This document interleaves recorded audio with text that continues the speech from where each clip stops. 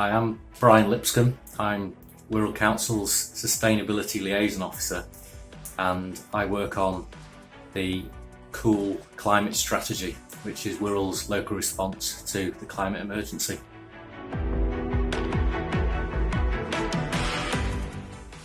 Well, I mean, we've got to recognise first that there's a crisis that we're facing with serious problems, and so we need to do something.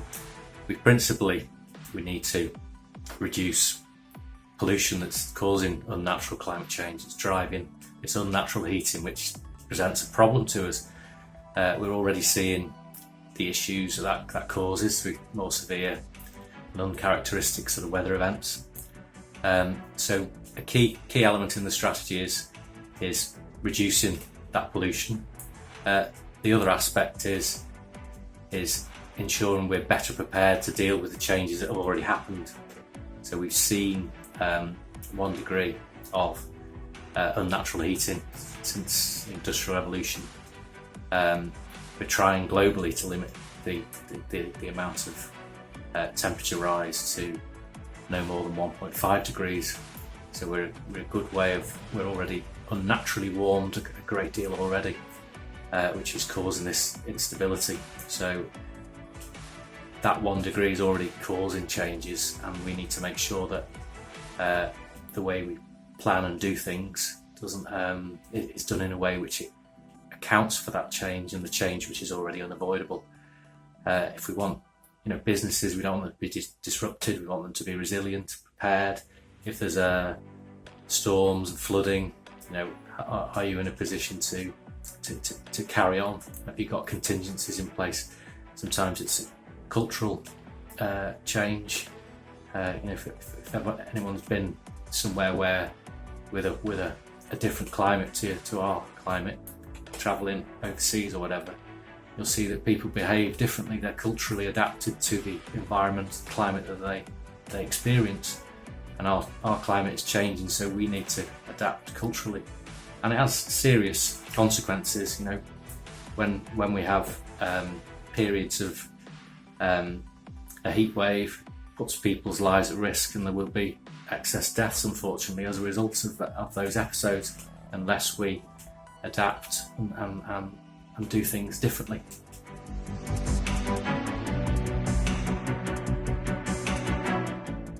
In the UK, the aim is to reduce emissions to net zero by 2050, and that target has been set to be in line with the United Nations Paris Agreement. Locally, we looked at a local carbon budgeting tool developed by independent experts in the Tyndall Centre, and so what's in the strategy is directly an output of that tool. So it's not something that the council or any of the partners have particularly come up with. It's informed by the science, it's informed by the Paris Agreement. So the question is that tool answers is, what is our fair share of that global emissions burden? How much should we reduce emissions by in Wirral? And in our case, it's just over 13% reduction is required each year across the borough. In terms of how that's measured, we have to use a proxy for the convention is that greenhouse gas pollutants are collectively referred to as carbon or carbon dioxide equivalent. So that they're rolled into one measure, carbon dioxide equivalent.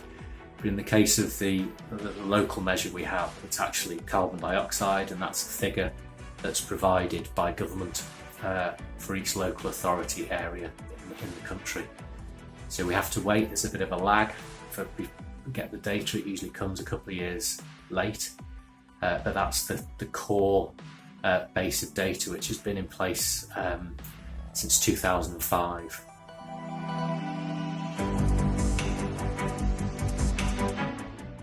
The current strategy is called Cool 2. As the name implies, it's the second it's the second strategy we've had. The first strategy covered the period 2014 to 2019, And during that period, there were a whole host of things that happened across the partnership. We've seen, for example, Wirral Electrics have installed sort of more secure cycle parking at most of the stations in Wirral. I think there's just one now that's lacking some kind of secure key fob access cycle store. We've seen a large number of the LED street lights being installed, the old street lamps being replaced with LED to reduce power use. We've seen a new innovative heating systems, energy efficient heating systems at the Wirral Met College. We've seen a major investment in a sort of heat network combined heat and power system at the hospital campuses, which has saved a huge amount of emissions. So there's been a whole host of things going on which have played a part. The Cool 2 was developed after the Paris Agreement, the UN's global agreement on climate change, so it needed to update and reflect on that agreement and try and translate it into local action. And a key point in Cool 2 is it calls on all who support it to develop their locally determined contribution. And this is a direct kind of inspiration from the UN, which calls on all organisations who've signed up to the UN agreement to develop their nationally determined contributions to effectively say, this is what we are doing, this is our action plan, this is what we are going to do to reduce our emissions in our part of the world. So in our case, the challenges in Cool 2 is what are you going to do? What is your locally determined contribution? So the council has developed an environment and climate emergency action plan which sets out its locally determined contribution to the Cool 2 strategy, and that documents a whole series of actions which are works in progress. In some cases, some have been implemented already. So things like considering the environment and climate emergency implications of committee decisions. So any report that goes to council now has to look at that, reviewing our procurement, how different contracts may have implications for the climate emergency. So there's a whole host of different things that are now happening. But I think the key thing I want to say is, it doesn't matter. We need to do all we can as the council, but the strategy which we're working towards, which is a Wirral strategy, is calling on all groups, organisations, individuals, households, community groups, places of worship to do the same.